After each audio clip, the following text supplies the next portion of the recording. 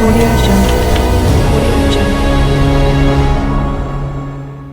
మత్తయి సువార్త 22వ అధ్యాయము మొదటి వచనం నుండి. యేసు వారికి ఉత్తరమిచ్చుచు తిరిగి ఉపమాన రీతిగా ఇట్లనెను, పరలోక రాజ్యము తన కుమారునికి పెండ్లి విందు చేసిన ఒక రాజును పోలియున్నది. ఆ పెండ్లి విందుకు పిలువబడిన వారిని రప్పించుటకు అతడు తన దాసులను పంపినప్పుడు వారు రానొల్లకపోయిరి.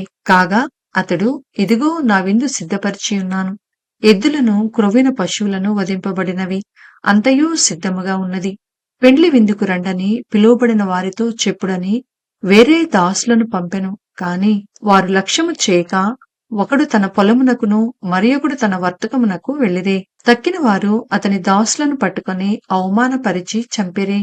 కాబట్టి రాజు కోపుపడి తన దండ్లను పంపి ఆ నరహంతకులను సంహరించి వారి పట్టణము తగలబెట్టించెను.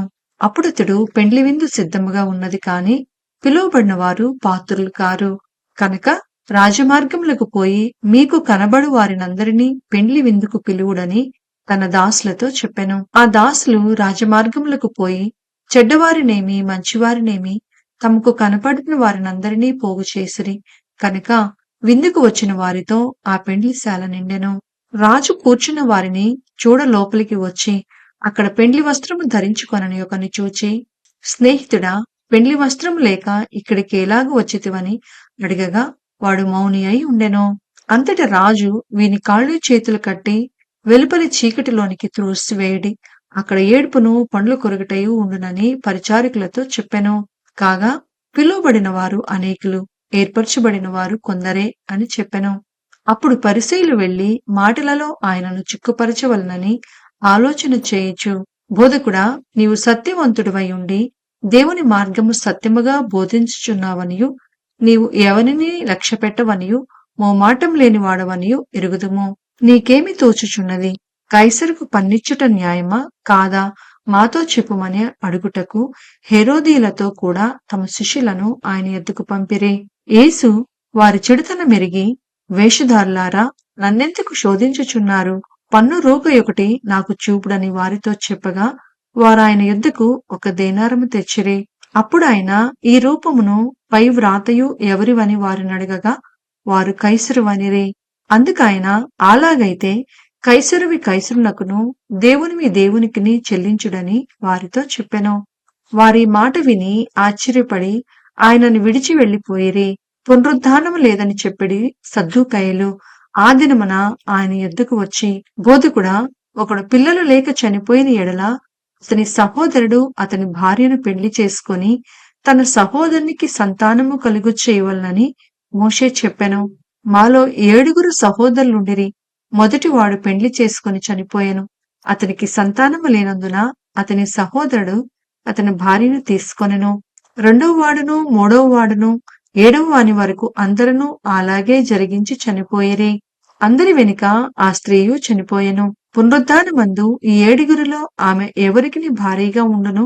ఆమె వీరందరికీ భారీగా ఉండెను కదా అని ఆయనను అడిగిరి. అందుకు యేసు, లేఖనములను గాని దేవుని శక్తిని కాని ఎరుగక మీరు పొరపడుచున్నారు. పునరుద్ధానమందు ఎవరినూ పెండ్లి చేసుకొనరు, పెండ్లికియ్యబడరు. వారు పరలోకమందున్న దూతల వలె ఉందురు. మృతుల పునరుద్ధానమును గూర్చి నేను అబ్రహాము దేవుడను, ఇస్సాకు దేవుడను, యాకోబు దేవుడనై ఉన్నానని దేవుడు మీతో చెప్పిన మాట మీరు చదవలేదా? ఆయన సజీవులకే దేవుడు కాని మృతులకు దేవుడు కాడని వారితో చెప్పెను. జనులది విని ఆయన బోధకు ఆశ్చర్యపడిరి. ఆయన సద్దూకయ్యుల నోరు మూయించినని పరిసయ్యులు విని కూడివచ్చిరి. వారిలో ఒక ధర్మశాస్త్రోపదేశకుడు ఆయనను శోధించుచు, బోధకుడా, ధర్మశాస్త్రంలో ముఖ్యమైన ఆజ్ఞ ఏదని అడిగెను. అందుకాయన, నీ పూర్ణ హృదయముతోనూ నీ పూర్ణాత్మతోనూ నీ పూర్ణ మనస్సుతోనూ నీ దేవుడైన ప్రభువును ప్రేమింపవలెను అననదియే. ఇది ముఖ్యమైనదియు మొదటిదియు అయిన ఆజ్ఞ. నిన్ను వలె నీ పొరుగువాన్ని ప్రేమింపవలనను 2వ ఆజ్ఞయు దాని వంటిదే. ఈ 2 ఆజ్ఞలు ధర్మశాస్త్రమంతటికిని ప్రవక్తలకును ఆధారమై ఉన్నవని అతనితో చెప్పెను. ఒకప్పుడు పరిసయ్యులు కూడియుండగా యేసు వారిని చూచి, క్రీస్తును గూర్చి మీకేమి తోచుచున్నది? ఆయన ఎవని కుమారుడని అడిగెను. వారు ఆయన దావీదు కుమారుడని చెప్పిరి. అందుకాయన, అలాగైతే నేను నీ శత్రువులను నీ పాదముల క్రింద ఉంచు వరకు నీవు నా కుడిపార్శ్వమున కూర్చుండుమని ప్రభు నా ప్రభువుతో చెప్పెను అని దావీదు ఆయనను ప్రభు అని ఆత్మ వలన ఏల చెప్పుచున్నాడు. దావీదు ఆయనను ప్రభువని చెప్పిన ఎడల ఆయన ఏలాగు అతనికి కుమారుడగునని వారినడుగగా ఎవడనూ మారుమాట చెప్పలేకపోయెను. మరియు ఆ దినము నుండి ఎవడనూ ఆయనను ఒక ప్రశ్నయు అడగ తెగింపలేదు. మత్తయి సువార్త 23వ అధ్యాయము మొదటి వచనం నుండి.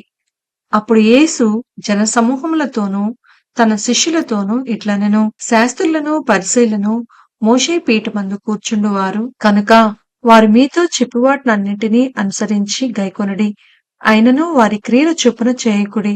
వారు చెప్పుదురే కాని చేయరు.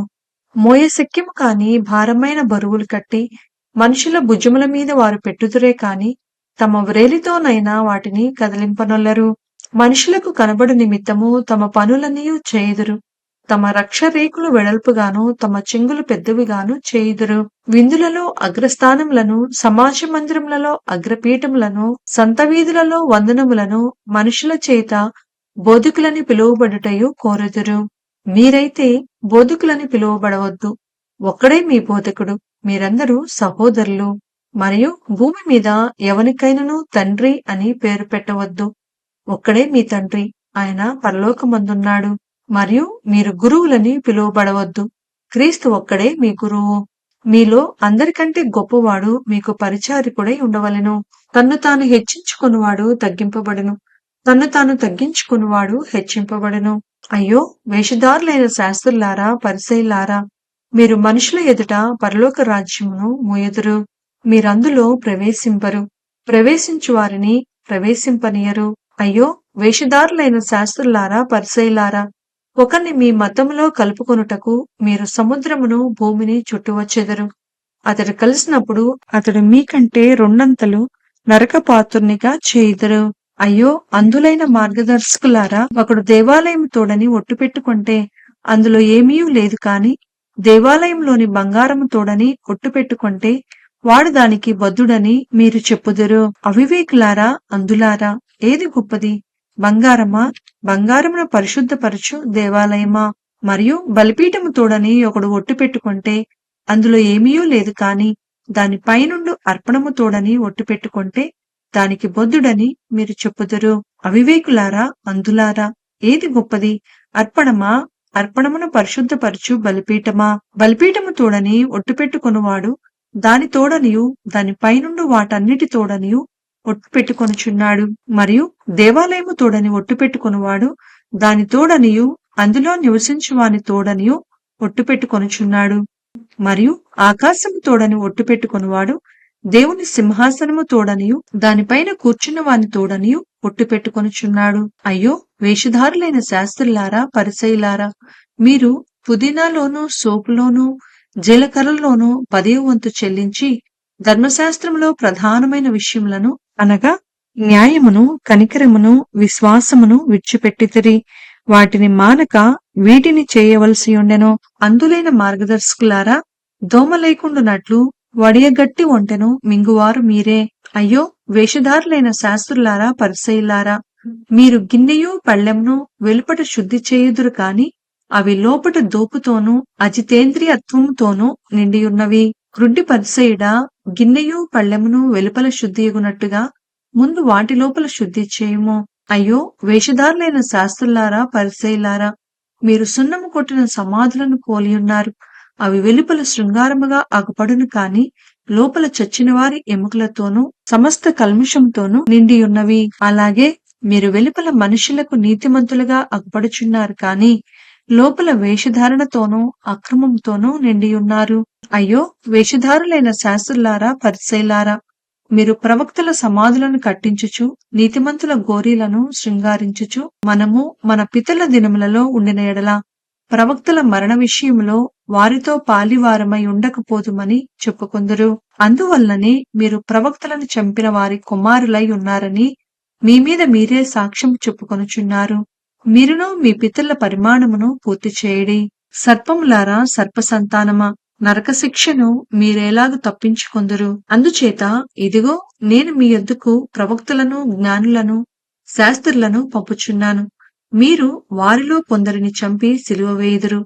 కొందరిని మీ సమాజ మందిరములలో కొరడాలతో కొట్టి పట్టణం నుండి పట్టణంనకు తరుముదురు. నీతిమంతుడైన హేబేలు రక్తము మొదలుకొని బలిపీఠమునకును దేవాలయమునకును మధ్య మీరు చంపిన బరకీయ కుమారుడగు జకరియా రక్తము వరకు భూమి మీద చిందింపబడిన నీతిమంతుల రక్తమంతయు మీ మీదికి వచ్చును. ఇవన్నీయు ఈ తరము వారి మీదికి వచ్చునని మీతో నిశ్చయముగా చెప్పుచున్నాను. యెరూషలేమా, యెరూషలేమా, ప్రవక్తలను చంపుచును, నీ యొద్దకు పంపబడిన వారిని రాళ్లతో కొట్టుచును ఉండుదానా?